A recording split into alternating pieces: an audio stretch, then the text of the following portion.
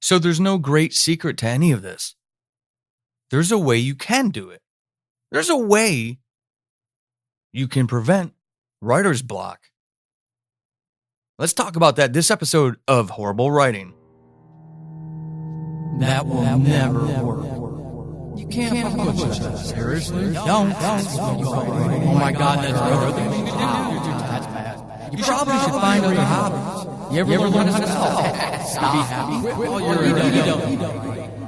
don't bother. I've seen better. Do you really want to do? And great. Get up.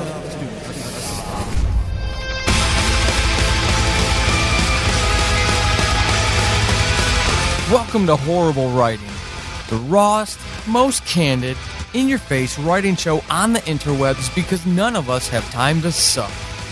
Let's do this.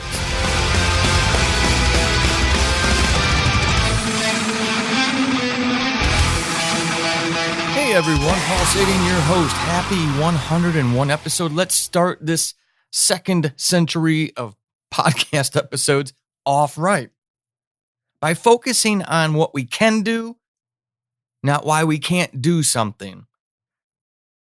For the longest time, since I've been around writers, one thing I've always heard over and over and over again were complaints about writer's block. Here's the thing. I don't believe in it. There is no such thing as writer's block. That's a hell of a claim to make. I realize that. And it probably doesn't help some of you who feel like you do struggle with it. But I'm going to ask you to stick with me. There are people who will say they do have writer's block, that they suffer from it. It's a fact to them. I can't argue with them. It's not worth their time. It's not worth my time. If they're convinced that they have writer's block, they sit down to write something and nothing comes out. No ideas, nowhere to go, searching in the darkness. But that, I feel, is starting at the wrong point. If you start from the premise that there is a thing such as writer's block, then you open yourself up to believing that. And as I've said routinely on this show in 2019, especially, don't buy the lie. The things we believe are the things we make come true. I don't believe in writer's block. One of you listening, many of you listening maybe, think it's a real thing because you've experienced it. I hope my plan is with this 101st episode is to help you flip that paradigm, to change your mindset. Your mindset drives your actions. What you believe is what you do. So, how do we do that? We can't just all of a sudden believe that there's no such thing as writer's block because Paul says so. That's not how reality works. I hope to give you some things to think about, but ultimately, like with everything in life, it's up to you. You decide what you want to do with it. If you want to remain in the mindset that you have that there is writer's block and it does impede your ability to do things, I can't change that. But if you are one of those people who is open to trying new things and you want to improve your writing habits, your writing output, whatever it may be, to help you reach your writing goals, but you also do feel that you struggle with writer's block, let's take a journey. So, there is no such thing as writer's block. That's my starting point. And I'm going to ask you to at least try to entertain that thought. You don't have to believe it yet, but I want you to be open to envisioning a future where you don't have writer's block anymore. Now, I know this may sound a little woo-woo, and I promise it's not. It's all about behaviors. There is no secret formula. There's no vast vat of ideas from which to draw constantly. I mean, I, like many writers, have too many story ideas to the point where I will never be able to tell all of them in my lifetime. It's just not going to happen. I don't have that much time on this planet. But that's not what writer's block is about. And here's where I believe writer's block originates: in self-perception, what you think about yourself. And in buying the lie, because you hear things from other people, and maybe you feel in self-reflection that you don't measure up. It's a horrible thing to do to yourself, especially because this isn't a competition. I don't go to my writers group meetings and compete against the other writers there for sales, for the eloquence of prose, for originality, nothing. I have stories I want to tell, and I'm going to tell them my way. That's why I do this, because that's where the passion comes from. There are secondary, tertiary, and on reasons why I write, but the main reason is I'm doing it for love. That frees me of a lot of garbage and toxic thoughts that other people may struggle with. Starting with mindset. Always, always, always starting with mindset. So, with that in mind, starting there, believing there's no such thing as writer's block, believing that I'm not here to compete with anything or anyone. I'm just here to tell the stories that I want to tell the best way I can tell them. If you start there, then there are mechanical things that you can do for yourself to help you prevent those moments where the hands freeze at the keyboard, otherwise sometimes by some people known as writer's block. The first thing people can do to help themselves is to outline. Now, don't shut this down. Don't shut your mind off because you're a pure pantser. Great. But jotting down even a sticky notes worth of bullet points of things you want to hit in that book is something that will help guide you. It is a step, it's a mechanism, it's a tip, tool, and tactic to help you reach your goal. If your goal is to finish that draft of a novel, you need to do things to get you there. One of the ways you can do that is by outlining. Outlining doesn't mean that it has to be X number of pages. Some people do 10,000 word outlines. Some people do 1,000 bullets. Some people do 10 bullets. Everybody's process is different. But if you truly believe you suffer from writer's block and you are a pure pantser where you don't write anything down, you just discovery write, you go wherever the story takes you, then I challenge you.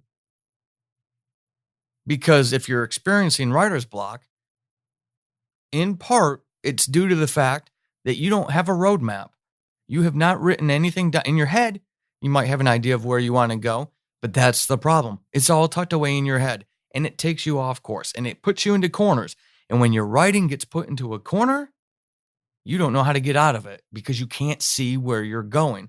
An outline helps you prevent that. A physical product of an outline, something you've written down, a piece of paper you've got taped to the back wall of your computer monitor where you can see it. I don't know. A visual representation of your roadmap for that story will keep it fresh, keep the ideas percolating in your head. You will be thinking about them while you're cooking dinner, taking that walk, in the shower, brushing your teeth before you go to bed. You can't wait to get up the next morning and write because you know where you want to get to. Another tactic that'll help you avoid writer's block is to stop stopping. And I mean this. Don't stop when you are writing. Just freaking write. So what do I mean by that? This morning was a good example. I'm writing the second book in a contemporary fantasy series that I hope to start publishing in 2020. The first book is already done. I wrote it in 3.5 weeks, fastest I've ever written a draft. 61,000 words. Called Bitter Aries. If you're a patron of the show, you now have the first 2 chapters draft of that novel already. So definitely check it out. But I'm already working on this second book in that series. And this morning, I had to describe, in my writing session, I had to describe the door of an old bookshop in an old town section of hell, where a lot of the story takes place. And for the longest time, I could have sat there and researched and read up on what process turns metal to green. Those of you who live in Europe or been to Europe or anywhere where there are older structures, not so modern like America. We don't have much of a history here to have really old structures. We have them someplace, but they're harder to find than they may be in more historic places. But if you've ever seen an old building, an old door, anything old metallic, regardless of what the metal is that is actually corroding, there is a process, and I still don't know because I literally just finished my writing session for this morning, that will turn certain types of metal to a lighter green sheen, haze, color. I don't know what that is, but I wanted to make sure that I described that door in the story this morning with that kind of handle. So in the middle of my writing, I use dictation. I don't type. I get a lot more done. In an hour and some change, I got 3,000 words written this morning because I dictate. Again, I'm going to always push folks to dictate. It is a learned skill. Everyone can do it if they believe they can and stop saying why they can't. They may prefer to not, but everyone can do it. That's all about mindset, right? So I didn't stop. Basically, I was writing the character viewing the door and noticing that door handle as he was about to touch it. And I didn't know what turns metal green, but I will find out. So in my writing, I basically just told my dictation software to open brackets, find out how metal turns green, close brackets, period, end of sentence. And I kept going to the next sentence. There are a lot of people who would have stopped and looked that up right there in the middle of the session. Don't do that. Don't go look up cool names. There are a lot of demons and angels in this series that I'm doing.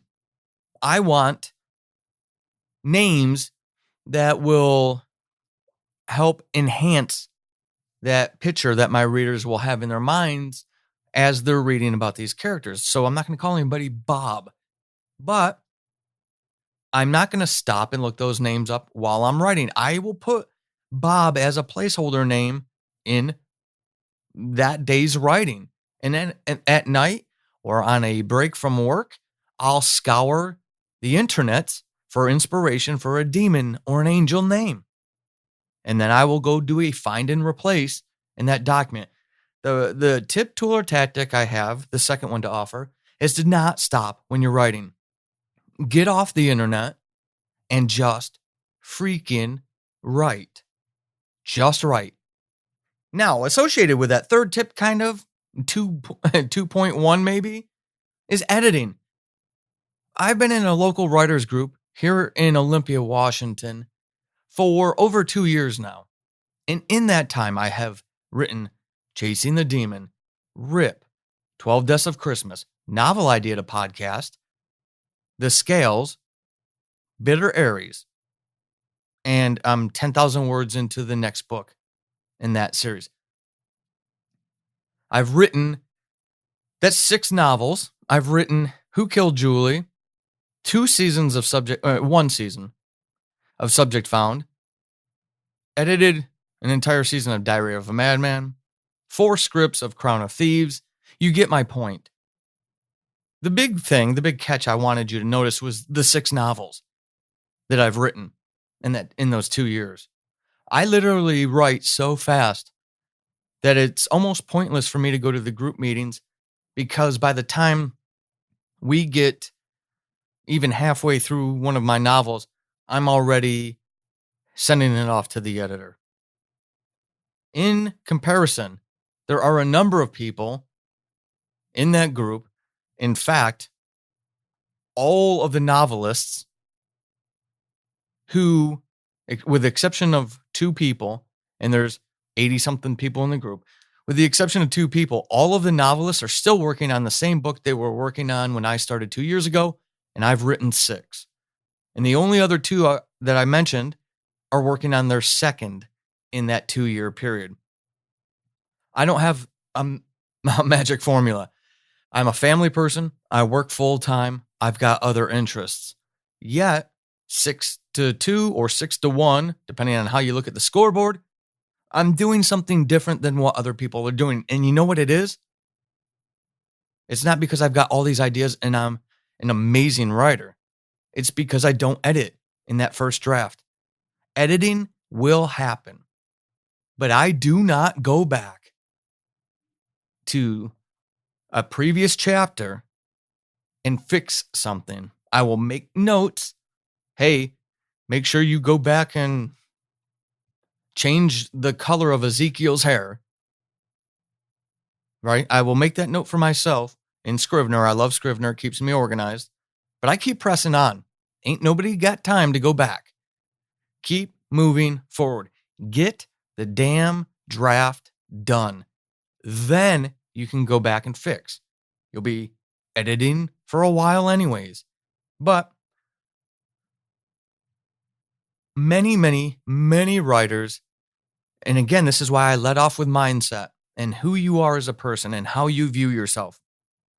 Many writers will go back and they will critique and they will fix and tweak. And what are they really doing?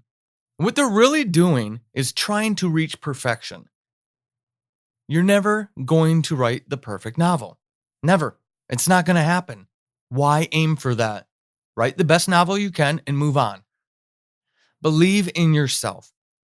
And if you're doing things like constantly going back and critiquing your work via editing, what does that do to your psyche? What does that do to your confidence? I have begged you from the beginning of the show to take your space. There is space there for you.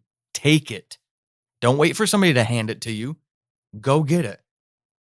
But if you're constantly going back and editing and critiquing, if your thoughts are anything like mine,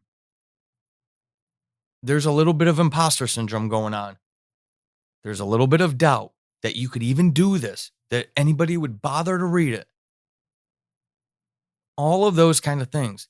And those things don't help you. Don't edit your work until the entire draft is done. And the last one I'll offer to you is daily writing. Now, we had this conversation on the Horrible Writing Writer Support Group on Facebook. If you're not there yet, why aren't you there? And we talked about daily writing. It doesn't mean that you have to sit down at your keyboard and punch out 1,000 words every single day. Sometimes, and those of you who have been with the show a long time, you know this, word counts can be low. For me, there are days where 100 words is what's going to get done, and that's all that's going to get done because I've got other things to do. But to write every day is imperative. To be in that story, to keep your mind fresh in that moment is imperative. You have to do it every day.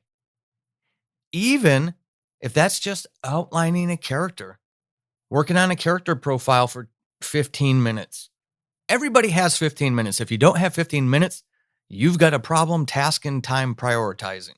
That's all there is to it. Empowerment through candor. I'm not going to lie to you on this show, ever. If you cannot find 15 minutes in your day, you're doing something wrong. Or writing isn't truly a priority. So, find those 15 minutes and outline a character. That's still daily writing. And that's what I mean when I say to write daily. Every day. Something quick, something to keep that touch on that story, to keep it intimate to you. Doing that will help you overcome any blockages that you have. Keeping that intimacy with the story keeps it fresh, keeps you in that world, keeps you liking it, enjoying it. And when you don't go back and edit, you don't hate it. Not yet. You'll hate it when it's time to edit. Don't worry. Your self-loathing will come. It's all part of that cycle. But when do you put it in your business cycle? In the middle of the process or after the process? Because I'm not talking about publishing the book without editing for the world to ridicule. I'm talking about just getting that first draft done and then going back. There'll be plenty of time for you to beat yourself up then if you're looking for that type of action. But don't do it now. One bonus comment I'll make that I've made on here before, so it's nothing new for long-time listeners, but always stop at a high point, an exciting point, a thrilling point, a controversial point. Stop your daily session at a juicy spot, whatever juicy is for you. Don't do what I used to do back in the day when I thought I had writer's block. Look at that. A revelation from Paul. He used to believe in this. So he's been where I am right now. And I don't say that to be a smartass. I say that to share my life lessons with you all so that I hope I can help you avoid them in your own writing journey. But what I used to do was, if it fell out this way in my writing session, when I ended a chapter, boom, man, I got another chapter done. How good is that? And then I would go on with my day. Well, the problem is trying to pick up a fresh chapter a day, 2 days, 3 days later, very problematic. So when you do things like write every day to keep that intimacy with the story, and then you stop in a juicy point, you are ready to hit the ground running the next writing session. I like to end chapters with cliffhangers. I like to, as best as I can in the moment and where the story will allow, because, there is an ebb and flow to every story. I will leave every chapter. I try to leave every chapter with some sort of cliffhanger for you, the reader, when you pick up one of my novels, to go to that next chapter. But think about that as a writer. You do that as a reader when somebody really leaves you dangling at the end of a chapter. You want to keep going. Well, that's what I do for myself. I take advantage of those cliffhangers at the end of chapters, for example, and I go straight into the next chapter. I don't stop. And usually you're scene setting at the early beginning, at the early part of a chapter. You're letting us know people, place, time, things, right? So I will get that laid out in that next chapter, and I will stop the first time I come across a plot point where the story is going to take a turn, where a character says something that's important. How do I know it's important? Because I've outlined, callback. Nice technique there, Paul. I've outlined things I want to have happen in that book. So I know that comment just made by that character ties into something that's going to happen 20 chapters from now. How do you know you're getting there if you don't know where you're going, right? So I will stop on that. What if it's not a chapter? I can't get through an entire chapter in a writing session. Fair enough. I don't most of the time either. Whenever something happens, whenever somebody makes that comment, for those of you who do Westerns and sci-fi and a lot of spec fic that has action type stuff in it, thrillers, horror, and you've got that action scene, that fight, whatever it is, that race away from the creature, stop right in the middle of that character's panic, their fear, their belief that, oh my gosh, they're going to get the best of me. I'm dead. Stop. Walk away. You're going to feel the tug.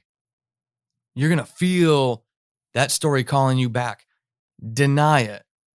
Unless you can guarantee yourself that you're going to get to another juicy point, deny it. Try this for a month of your writing straight, hopefully daily, right? But try it for a month. always ending on something juicy. Every day for a month. That's how you change behaviors, by the way. So that's why I ask you to do it for a month. But try that and then come back to me and tell me how you feel about that, what you think about that. I think you'll find if you take all of these tips, tools, and tactics that I've offered in this episode, that you're not going to have an issue and you'll be a convert. You'll be the next convert, one of us annoying converts who like to tell people that there is no such thing as writer's block. And there isn't. And I hope I've helped you see the possibility that there isn't. You have to set up a system of deliberate actions, and you have to have the right mindset. Those working jointly will help you see through your own behaviors that there is no such thing as writer's block. So just go write that damn story. Until episode 102, I hope you're enjoying this show. If you would like me to keep doing this, if you want exclusives, please go over to patreon.com/Paul Sading, PaulSating, and donate to the show. You can do that on the website, paulsading.com. Hit the support tab. Also, make sure you give a listen to the stories we tell. We have 5 episodes out. Episode 6 is coming at the end of August. Another massive episode, and they're a whole lot of fun. Leave a rating and review for the show, please. Those things are desperately needed and totally awesome when they come in. And thank you to everybody who does. Tell a friend, tell your writing group, tell your writing community about this show if you believe it'll help somebody in that group.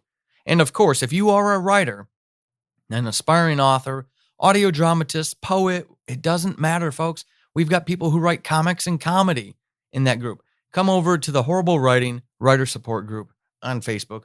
Answer the questions or we're not going to let you in. And come join us for camaraderie, support, commiseration, and celebration. Because we're all more epic together. Peace.